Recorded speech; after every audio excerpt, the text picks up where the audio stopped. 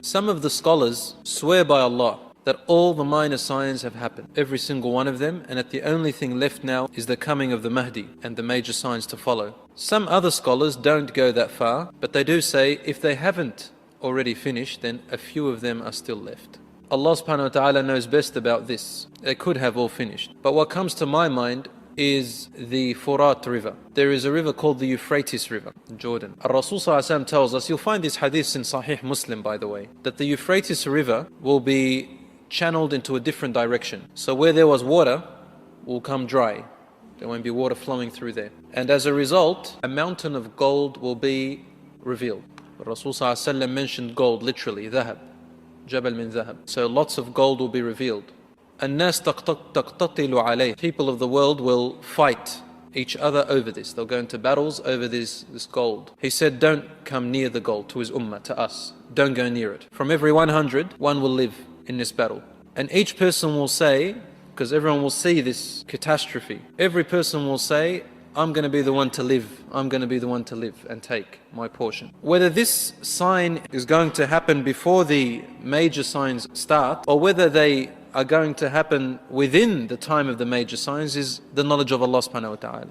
So that's going to happen with the Euphrates river, the sign of the ending of the world. But before that happens, before the major signs occur, Allah subhanahu wa ta'ala is going to lift this ummah from its absolute misery and feeble state that it is now. He's going to lift it back up to its victorious, honorable state, back to its nobleness that it once carried, this ummah. It will become the leading nation of the world in every sense of the word, as it once was before, and even better. This is based on one of the hadiths, several hadiths. One of the hadiths is the following, which is also in Muslim and Bukhari.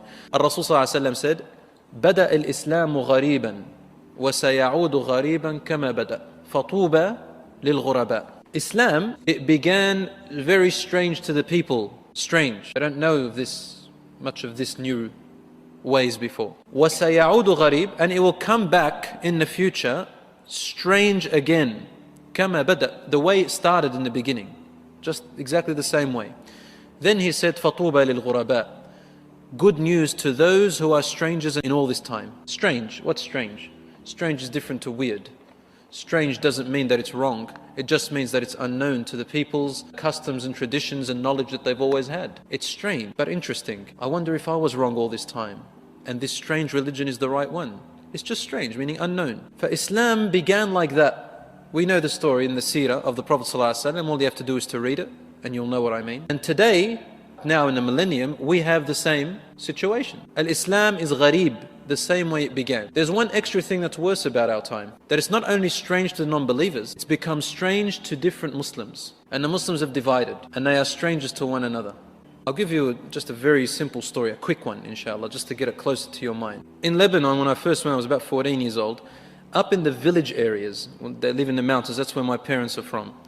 The village areas had this strange and weird belief that people who used to be practicing good Muslims, they called them walis, awliyas, the saints. And they believe that they are buried in certain places in the different villages. They say that they're noble men. They're men of extraordinary characteristics that are different to the normal human being. They have some karamat, that Allah has blessed them with certain miracles that they can do that no one else can do. And this stayed in their mind. And so in our village, my father's village, we had a huge grave. And in that, they called this person in the grave a Nabi Marmar. Marmar prophet. He was a prophet, right? He was meant to be a prophet, and they called him Marmar, which is a Christian name. They called him Marmar. Allahu A'lam if there's anything really buried in there. I don't know. But it's a huge grave, probably about maybe 4 meters long. And people take their children there to be cured. They go there and pray around the grave, thinking that their prayer will be accepted more, or they make supplications at the grave. Now the weird other belief was that there were trees around it, and you're not allowed to cut any branch off, because if you cut the branches off, right,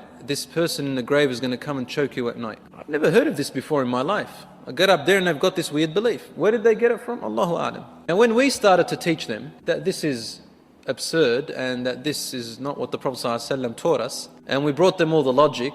For example, I used to say to them, 14 years old, it's quite logical. I said to them, look, if he's really a good man, then he'd want us to use these branches because we're cold and we need to bathe and we need to use it to cook and clean. What does he want with all these trees? And he's probably in Jannah now. What does he want with all this garden over here? They go, no, it's sanctioned to him, you can't touch it. But if he's a good man, why would he want to choke you? If he was living, he wouldn't do that. And so on and so forth. When you go and pray at his grave, he needs you more than what you need him. He's dead. He needs your dua. Hadith of the Prophet ﷺ. They looked at us as being the weird ones. We were the strangers. Remember once a grandmother wanted some water to bathe in. It was a Jumu'ah, and I wanted some water, and we didn't have any wood. Up there's no gas, so we had to light up some wood. And what I did was, no one would listen to me, so I gathered up about maybe 6, 7-year-olds. Said, come up with me to the top, we're going to get some branches, man. No branches anyway. So we went up to where the grave was. I gave each child a branch to hold. And we came down this hill, everybody could see us. The whole village could see us coming down with these branches. And I said, scream out, Allahu Dar, Allahu Nafi'. Allah harms and Allah is the one that prevents harm, Allah subhanahu wa ta'ala is the one that benefits. The whole village stopped. We couldn't even hear a rooster crow anymore. Nothing. Everybody raced up to me, slapped their children, and they cursed me, and subhanallah. We were the weird ones. What is this new religion you're bringing us, they said. We're bringing a new religion to them now. We've never heard of it all our lives. Our ancestors have always practiced this, and now this is strange. Just to make you laugh a bit, a group of youngsters come up to me, youngsters like 18, 19, they said to me, tonight is going to choke you. Lakam is a good man, why do you want to choke me? Anyway, that night I was prepared and I recited some Quran, and I knew that what's actually making him think that is the shaitan, and the shaitan can come and impersonate figures in your dreams. You can get something like a nightmare, which is similar to choking at night. It's called something, dream of terror or something, I don't know. Muhim, I saw a little snake in that dream, and I grabbed it and chopped its neck off. And I said, is this your power, shaitan? Woke up for Fajr afterwards. The youngsters came past the next morning and said, you copped it, didn't you? I said, what are you talking about, man? They go, oh, one day you're going to cop it. Alhamdulillah, now the village has changed. But I'm just illustrating to you that over there, the religion is strange to them. And this day and age, living now in the Western world, you can't get any stranger than this look. The beard. Can't get any stranger now than the veil of the woman. The niqab is now finished, gone. That's like really extreme to them. The beard is now second. And the practices that we do, praying, strange. Holding on to your 5 daily prayers is strange even to some Muslims. And weird. What's this new religion, they say? And what was already dealt with a long time ago, because values change today, now everybody is re-exploring Islam 14 centuries ago and saying, look at that. Look how bad this religion is. You can't do that. Change the values and you say, look how wrong this religion is. You just made up something and now you want to make the religion look like it's wrong and strange and weird. So the religion has started again strange as it was before. And the Rasul ﷺ told us, you will have 4 transitions. From a proper khilafah on the Quran and Sunnah of the Prophet ﷺ. Then it will become a distorted one, Muslims fighting each other. Then it will become a mulkan jabriyan, which is a dictatoriate kind of leadership of khilafah. And then, which is now, there's lots of dictatorships in a lot of the Muslim countries, a lot of the Muslim world. And if a person just speaks of Islam in some places, he's imprisoned immediately, called a terrorist and called an extremist and so on and so forth. Then he said, ثُمَّ تَعُودُ الْخِلَافَ عَلَى مِنْهَاجِ النُّبُوَّةِ. Khilafah will return back, leadership of the Muslims, to the way the Prophet ﷺ began it. And that is yet to happen. That is yet to happen. The last Khilafah we had was the Ottoman Empire. So this is another sign that is inevitably coming. But the thing is, the Muslims will return. The nation of Islam in its proper teaching, its proper form, as it began, will come back and will fill the world with peace and justice, just as it was filled with injustice and tyranny. And that's the time of Al-Mahdi. Allah subhanahu wa ta'ala only knows when this is going to happen.